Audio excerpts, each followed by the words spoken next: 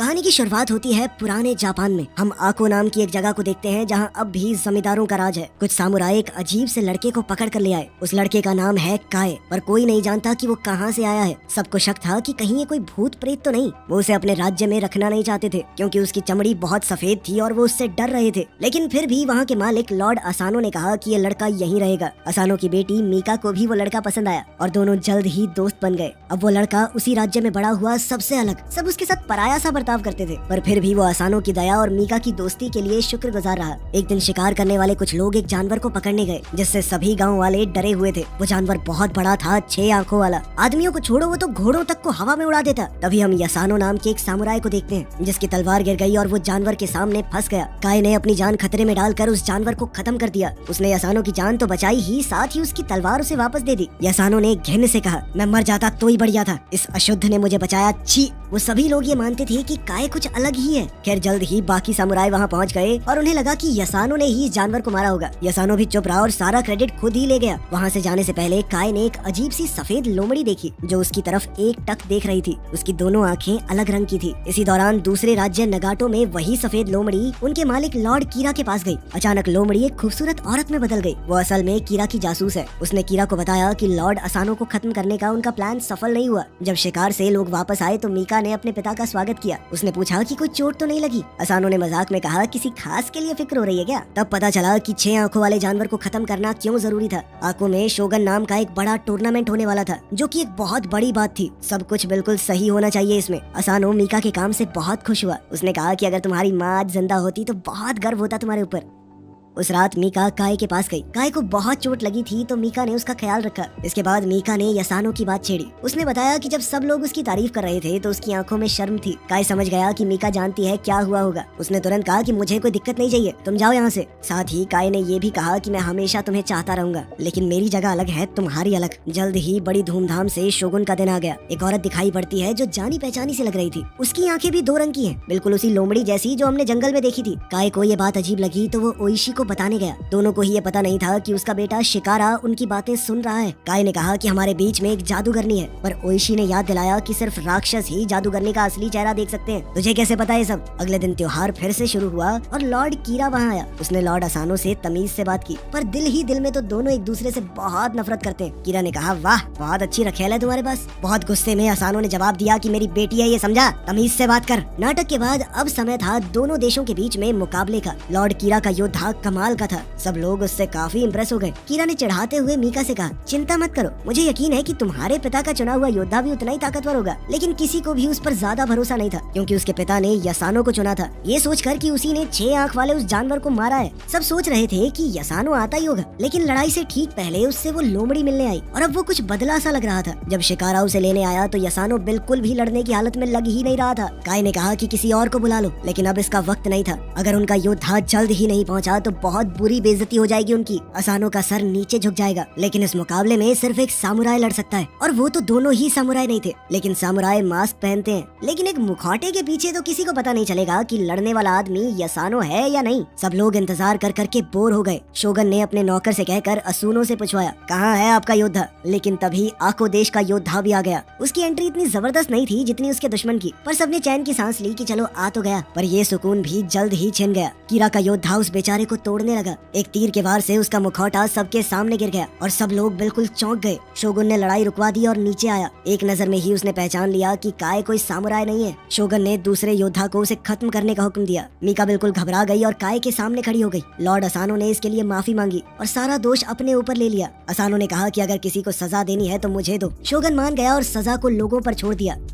उसी दिन शाम के समय लॉर्ड कीरा के सामने जादूगरनी अपना प्लान बता रही थी कि कैसे वो आको का पूरा इलाका लॉर्ड अकानो से हथिया लेगी। उसने कहा कि वक्त बिल्कुल सही है। अकानो के सर पर इस वक्त बहुत बोझ है। उसने अपने जादू से एक मकड़ी को पैदा किया। सोचो कितनी आंखें थी उसकी। हाँ, फिर से 6 आंखों वाला वो डरावना जानवर। अब समझ आया कि वो पहले वाला जानवर कहाँ से आया था। वो मकड़ी उसके होठों के पास चली और असानो को एक जहरीले डंक से बीमार कर दिया। असानो जागा और उसे भ्रम हुआ कि कीरा मीका के ऊपर हमला कर रहा है। उसने तलवार उठाई अपनी बेटी को बचाने के लिए, पर ये सब तो उसके दिमाग दिमाग में चल रहा था, लेकिन जो हमला उसने कीरा पर किया वो सबको दिखाई दिया। सामुराई दौड़ते हुए उसे रोकने के लिए आए और कीरा ने बेचारा बनने का नाटक किया। इस घटना के लिए असानो को मौत की सजा दे दी गई, क्योंकि उसने एक मेहमान के ऊपर वार किया था, पर अपनी इज्जत और रुतबे की वजह से उसे ये काम खुद करने का मौका दिया गया। बाद में असानो ने ओइशी से कहा कि ये फांसी से कहीं बेहतर है। ओइशी ने कहा कि ये गलत है, आपकी गलती क्या है, आपको वश में किया गया था। पर असानो अब सिर्फ अपने परिवार की इज्जत बचाने के बारे में सोच रहा था। इसके बाद वो मीका से अलविदा कहने चला गया। उसने मीका से कहा कि रोना मत, उन्हें दिखाना मत कि तुम कमजोर पड़ रही हो। फिर वो एक जगह गया ओइशी के साथ। ओइशी ने उसके लिए तलवार साफ की। काय अभी भी अपने घाव से उभर रहा था, लेकिन बाकी सब वहीं मौजूद थे और उन्होंने असानो का अंत देखा। सामुराई उसकी मौत का बदला लेना चाहते थे। ओइशी ने कहा कि अगर अब लड़ाई शुरू हुई तो उनके पूरे इलाके में लोग खतरे में पड़ जाएंगे। सिर्फ योद्धा नहीं बल्कि किसान और गाँव वाले भी। योद्धाओं का पहला फर्ज होता है बाकियों के बारे में सोचना। मीका ने शोगुन से कहा कि असानो की एक लौती बेटी होने के नाते वो ही इस पूरे इलाके को संभालेगी जब तक उसकी शादी नहीं होती। पर वो नहीं जानती थी कि सब कुछ तो पहले ही तय हो गया है। अब से लॉर्ड कीरा ही एको के इलाके का मालिक है। मीका को शोक मनाने के लिए 1 साल दे दिया गया। उसके बाद उसकी शादी कीरा से कर दी जाएगी। ओइशी और असानो के बाकी फौजियों के लिए शोगुन ने ऐलान किया कि अब वो सामुराई नहीं रहे, अब वो रोनिन है, मतलब सामुराई जिन्होंने अपने मालिक को खो दिया। उसने ये भी साफ कह दिया कि तुम लोग बदला भी नहीं लोगे। कीरा ने पावर में आते ही सबसे पहला काम ये किया कि रोनिन को अपनी जमीन से निकाल दिया। उसने कहा कि कोई रोनिन वहाँ मिला तो उसे मार दिया जाएगा। मीका ये सुनकर बहुत ज्यादा दुखी हो गई। और अभी सब कुछ खत्म कहाँ हुआ था। काय को एक रस्सी से खींचकर वहाँ लाया गया। कीरा ने अपनी होने वाली पत्नी से कहा कि उसे एक आखिरी बार देख ले, क्योंकि अब वो उसे कभी नहीं देख पाएगी। फिर उसने अपने एक आदमी को बुलाया और कहा कि ओइशी के साथ क्या करना है। उसे ओइशी पर बिल्कुल भरोसा नहीं था, जिस वजह से उसे जेल में फेंक दिया गया। वो पूरे 1 साल तक वहाँ पड़ा रहा।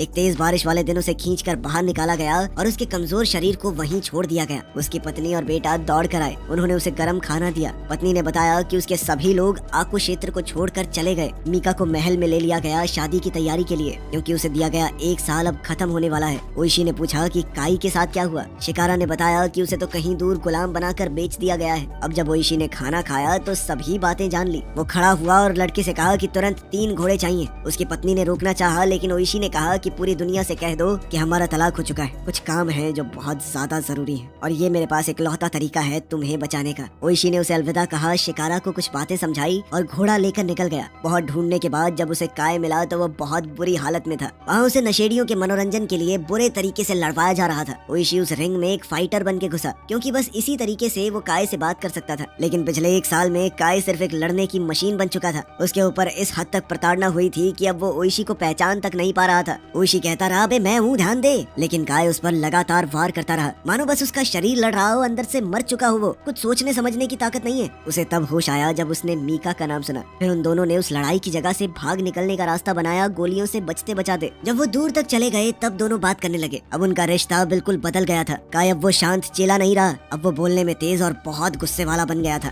साथ ही ओइशी ने माना कि मुझे तुम्हारी वो जादूगरनी वाली बात माननी चाहिए थी। लॉर्ड कीरा ने उनके मालिक को धोखे से मरवाया है। उसे अब काय की मदद चाहिए थी और 1 साल तक जेल में रुकने से उसकी सोच भी बहुत बदल चुकी थी। इसीलिए अब ओइशी काय के साथ बहुत इज्जत से बर्ताव कर रहा था।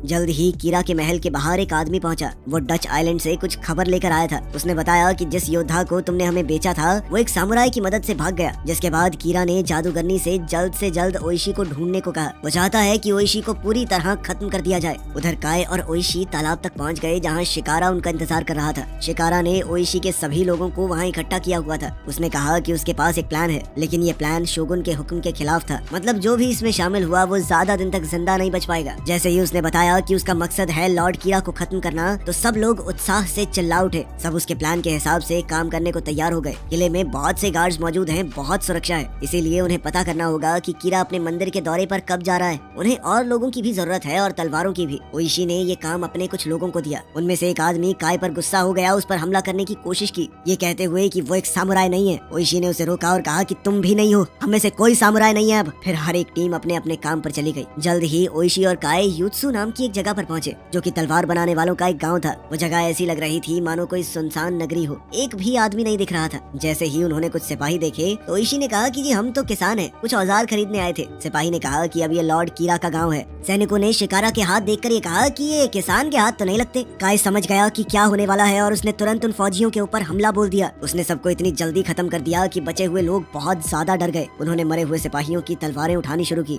अब तक ये साफ हो गया था कि कीरा ने पूरा इलाका जीत लिया है। और अब उन्हें वहाँ से हथियार नहीं मिलेंगे। तब काय ने अपना राज ओइशी को बताया। उसने कहा कि हम तेंग्यू जंगल में हथियार ढूंढ सकते हैं जहाँ मैं भूत प्रेतों के बीच पला हूँ। उसने कसम भी खाई कि वो कभी उनका दिया हुआ जादू इस्तेमाल नहीं करेगा। ओइशी को उसकी भूत प्रेतों वाली बातें पसंद नहीं आई, लेकिन उसके पास कोई दूसरा चारा भी नहीं था। बदला तो उसे किसी भी हाल में लेना था। तभी उनका एक आदमी लॉर्ड कीरा के अगले दौरे की जानकारी लेकर आया, लेकिन अचानक वो एक सुंदर लड़की से मिला और उधर ही उलझ गया। उसकी आंखें बहुत अलग थी। उसने पूछा, तुम्हारा नाम क्या है? उधर ओइशी के लोग संभल कर जंगल में घुसे। उन्होंने उत्तर दिशा के बारे में पूछा और काई ने कहा कि वहाँ भूत है। इसके बाद ओइशी और काई एक अंधेरी गुफा में घुस गए, जबकि बाकी लोग बाहर ही रुके हुए थे। अगर बहुत से लोग एक साथ गए तो भूत प्रेत नाराज हो जाते हैं। काई ने ओइशी को कहा कि कुछ भी हो जाए लेकिन अपनी तलवार मत निकालना, ध्यान रखना चाहे कुछ भी हो जाए। उधर गुफा के बाहर खड़े रोनिन आपस में बातचीत करने लगे। वो ये समझ नहीं पा रहे थे कि आखिर ओइशी को काई के ऊपर इतना भरोसा क्यों है। थोड़ी बातचीत के बाद उन्होंने फैसला लिया कि हमें काई के ऊपर भरोसा नहीं है। अगर उसने अंदर ले जाकर ओइशी को मरवा दिया तो। अब वो लोग भी गुफा के अंदर जाने को तैयार हो गए, जो कि उन्हें किसी भी हालत में करने से मना किया गया था। उधर काय एक अंदर वाले कमरे में अकेला गया।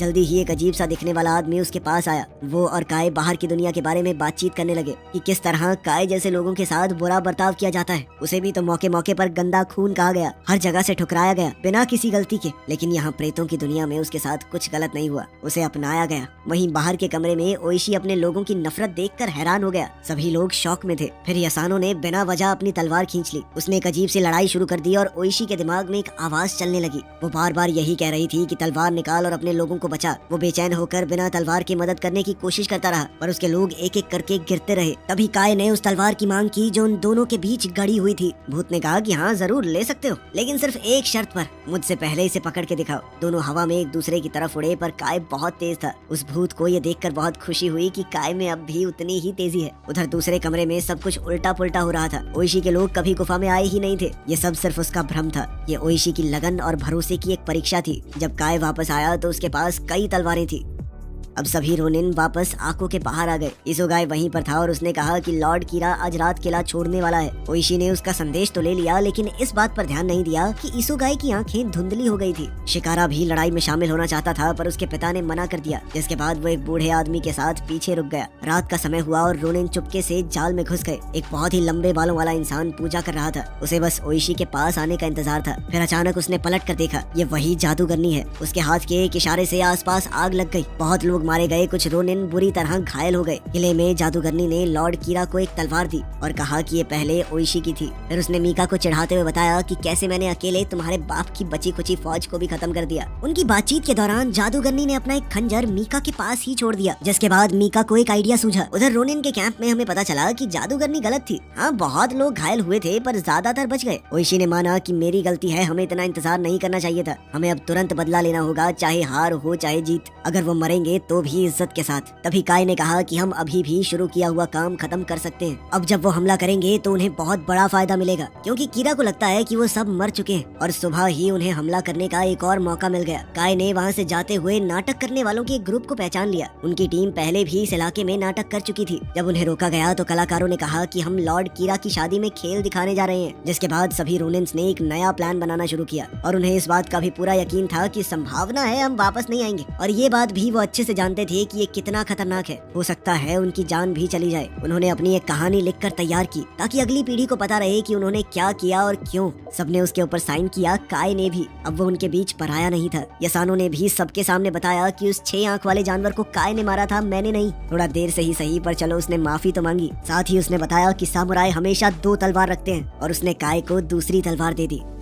रात के समय अब एक बहुत बड़ा कार्यक्रम शुरू होने वाला था। कीरा का किला बहुत ज्यादा सिपाहियों से भरा हुआ था। उन्होंने नाटक मंडली को दरवाजे से अंदर जाने दिया, लेकिन किसी का ध्यान नहीं गया कि काय और ओशी उनके बीच में ही छुपकर किले के अंदर घुस गए। जल्द ही मीका को शादी के जोड़े में सजाकर कीरा के सामने लाया गया और उन दोनों के बैठते ही नाटक शुरू हो गया। जब सब लोग नाटक देख रहे थे तो इस मौके का फायदा उठाकर सभी रोनिन किले के कोने से ऊपर चढ़ गए और वहाँ के पहरेदारों को चुपचाप मारने लगे। वो सब धीरे धीरे इतनी सफाई से अपना काम कर रहे थे कि किसी को शक न हो। वो जैसे ही एक सामुराई को खत्म करते तो उनमें से ही कोई उसकी जगह ऐसे खड़ा हो जाता मानो कुछ हुआ ही न हो। वहीं सब लोग स्टेज पर आग का खेल देखते हुए खुश हुए, पर अचानक से जादूगरनी को महसूस हुआ कि कुछ तो गड़बड़ है। ओइशी अपना भेष बदल कर वहाँ मौजूद था। उसने कुछ करतब दिखाने शुरू किए। उधर 3 साथ खड़े सामुराइज को खत्म करते हुए कुछ गड़बड़ हो गई और उनमें से एक ने ओइशी पर तीर चला दिया जो उसके हाथ को छूकर चला गया, लेकिन वो कीरा पर जो हमला कर रहा था वो नाकाम हो गया। अब लॉर्ड कीरा के आदमी उसे और मीका को सभी तीरों से बचाते हुए वहाँ से ले गए। सभी रोनिन अभी भी उनके पीछे थे, लेकिन अब जगह जगह पर लड़ाइयाँ छिड़ गई थी। काय अकेला कई दुश्मनों का सफाया करता जा रहा था।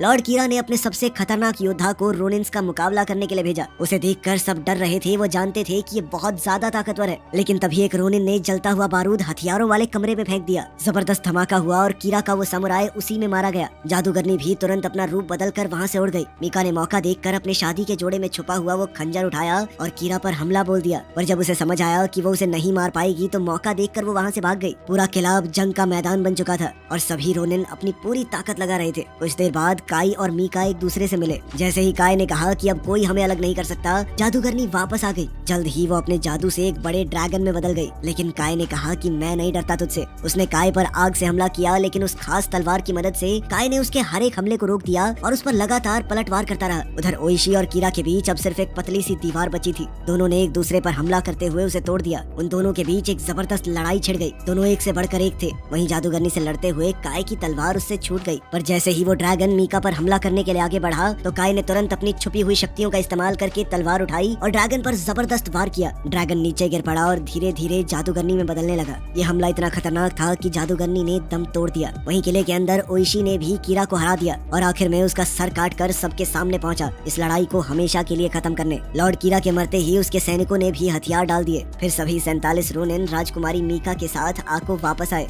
उन्होंने असानों की कब्र पर जाकर उनकी तलवार रखी और ओइशी ने कहा कि अब बदला पूरा हुआ। आखिर में राजकुमारी ने भी काय से अपने प्यार का इजहार किया और उन दोनों के बीच मोहब्बत पनपने लगी। वीडियो पसंद आई तो लाइक कर देना, चैनल को सब्सक्राइब कर लेना। मिलते हैं अगली वीडियो में।